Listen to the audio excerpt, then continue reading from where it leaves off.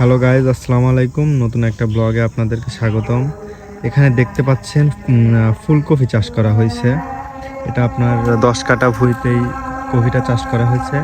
এটা কিন্তু চাষ করার আগে প্রথমে চাষ দিতে হয়েছে, মানে চাষ দেওয়ার পরে এই মাটিটাকে একটু শক্ত করতে হয়েছে, দেন এই কপিটাকে কিন্তু এখানে রোপণ করা হয়েছে। তার আগে কিন্তু এটা চাষ দেওয়ার 10 দিন পর্যন্ত কিন্তু এইভাবে ভুঁইটাকে ফেলে রাখা হয়েছে। তারপরে আপনার কপি চাষের জন্য উপযুক্ত করা হয়েছে। এটা চাষ করার আপনার প্রথমে আপনার ফেলে রাখা হয়েছে এবং এগুলা দেখতে পাচ্ছেন পরে আপনার কোদাল দিয়ে আবার কোপানো হয়েছে, মানে মাটিটাকে উর্বর করার জন্য। দেন তারপরে আপনার ইউরিয়া সার এবং মাইটা সার আছে, এটা মিশ্রণ করে এখানে দেওয়া হয়েছে। তারপরে আপনার এই জমিটা ফুলকপি চাষের জন্য প্রস্তুত করা হয়েছে। এখানে আপনারা দেখতে পাচ্ছেন ফুলকপিগুলো কিন্তু অনেক বড় বড় হয়ে গেছে এবং এটা কিন্তু লাগানো হয়েছে 5-7 দিন ধরে। 5-7 দিন ধরে লাগানোর পরে গাছগুলো সব কিছু লেগে গেছে, মানে মাটির সাথে এটা লেগে গেছে। এখন এটা কিন্তু খুবই ভালো একটা ফলন হবে আশা করা যায়। পাশের এই জমিটাতে আপনার বেগুন চাষের জন্য উপযুক্ত করা হয়েছে। এটা কিছুক্ষণ আগে কিন্তু এই যে আপনার গাঁত করা হয়েছে, এগুলা আপনার শুকাবে, 2-3 দিন লাগবে শুকাতে। এটা শুকানো শেষ হইলে এটা আপনার বেগুন চাষের জন্য প্রস্তুত করা হবে আর কি। এটা বেগুনের চারা রোপণ করতে হবে। এই যে গাদ, এই প্রতিটা গাদে আপনার বেগুন রোপণ করা হবে। পাশের জমিটা দেখতে পাচ্ছেন, এখানে খেসারি লাগানো হয়েছে। খেসারিগুলা কিন্তু এই খেসারিটা আসলে লাগানো হয়েছে কখন, এখানে যখন পানি ছিল আর কি। এখানে আপনার বিল আছে, তো আমাদের পাশে এই যে বিল, ছোট একটা বিল, এই বিলে কিন্তু আষাঢ় মাস আসলে আপনার পানি হয়ে যায়। এই বাগানটাতেও আর কি পুরো টোটালি পানি হয়ে যায়। এই দেখতে পাচ্ছেন এটা একটা বাগান। এখানে আপনার ওইটুকু আপনার খেসারি লাগানো হয়েছে। এই খেসারিটা লাগানো হয়েছে আপনার যখন পানিটা চলে যায়, হালকা হালকা কাদা থাকে, ওই সময় খেসারিটা লাগানো হয়েছে।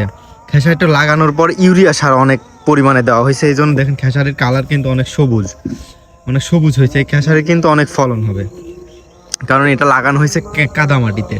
কাদা মাটিতে লাগাইলে খেসারিটা আর কি ফলনটা অনেক বেশি হয়। কাদা মাটিতে লাগানোর পরে গাছটা যখন একটু একটু বড় হবে, ওই সময় আপনার ইয়ে করতে হবে, গাছকে আপনার এই খেসারিতে আপনার ইউরিয়া সার রোপণ করতে হবে। ইউরিয়া সার রোপণ করলে গাছের চেহারাটা অনেক সুন্দর হয়, আপনারা দেখতে পাচ্ছেন। আর এই যে এই জমিটা হচ্ছে বেগুন চাষের জন্য উপযুক্ত করা হয়েছে। আর এটাতে পুরাটাই হচ্ছে আপনার ফুলকপি লাগানো হয়েছে, দেখতে পাচ্ছেন। এই ফুলকপিটা কিন্তু লাগানো হয়েছে আপনার 10 দিনের মতো হবে। 10 দিন ধরে এই ফুলকপি লাগানো হয়েছে। কিন্তু দেখেন গাছের চেহারা কিন্তু অনেক সুন্দর, আলহামদুলিল্লাহ অনেক সুন্দর এখানে গাছের চেহারা। ওই যে পাশের জমিতেও কিন্তু আবার খেসারি লাগানো হয়েছে। এই পাশে আপনার গ্যামা বোনা হয়েছে, যাতে আপনার গরু খাদ্য, এটা এই যে দেখতে পাচ্ছেন, এটা গরুর খাদ্য। এই গ্যামাটা বড় হলে গরুর জন্য উপযুক্ত। এই যে পাশে দেখতে পাচ্ছেন, এটাও খেসারি লাগানো হয়েছে। আর এটা কিন্তু একটা আম বাগান। এই যে এখন কিন্তু আমের কুড়ি আসা শুরু হবে, দেখতে পাচ্ছেন। এই যে মানে একসাথে অনেক কিছু চাষ করা হয় জমিতে। এই যে আম বাগান, আম চাষ, আমও হয়েছে এখানে, আবার ফুলকপি, এটা আপনার খেসারি। ওইদিকে যে ফাঁকা জমিটা আছে, ওইটা আপনার বেগুন চাষের জন্য উপযুক্ত করা হচ্ছে। ওইটাতে আর কি বেগুন চাষ করা হবে। এই যে দেখতে পাচ্ছেন, ওইটাতে আপনার বেগুন চাষ করা হবে। আর এটা পুরা একটা বাগান। এখানে এই কফিটাতে কিন্তু এখন গাছ লেগে গেছে, এটা কিন্তু এখন পানি দিতে হবে। আর এখানে এই অবস্থাতে আপনার 10 দিন রাখতে হবে। 10 দিন রাখার পর এটা যখন সুন্দর একটা ইয়ে আসবে, তখন এটা আপনার পানি দিতে হবে এবং এখানে সার দিতে হবে। দেখতে পাচ্ছেন কপিগুলা কিন্তু অলরেডি সব কিছু লেগে গেছে, সব কপি লেগে গেছে। এগুলাতে সার দিতে হবে, সার দিলে এটার ফলন অনেক বড় বড় হবে। এটা দেখতে পাচ্ছেন। এখানে আপনার মানে 3 থেকে 4 দিনের মধ্যে এই জমিটা শুকিয়ে যাবে। এখানে কিন্তু পাম্পের মাধ্যমে সেচ দিতে হবে।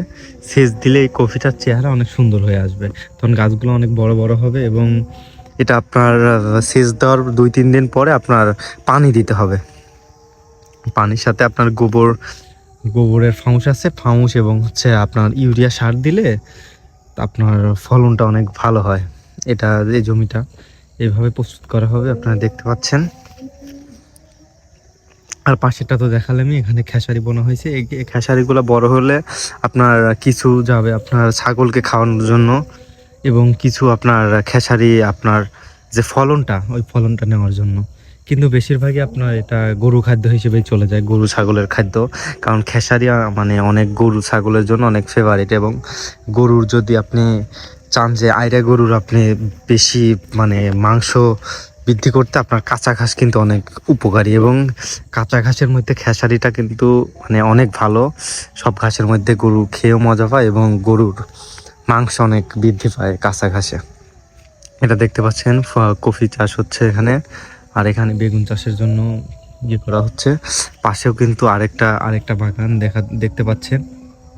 এই যে এখানে কিন্তু মানে এটা অনেক বড় একটা বাগান, এখানে আপনার কদবেল লাগানো হয়েছে। কদবেলগুলা কিন্তু অনেক দামি একটা ফল, কিন্তু এটা মানে 2 বছর হলো আর কি এই বাগানটা করা হয়েছে, কদবেল বাগান।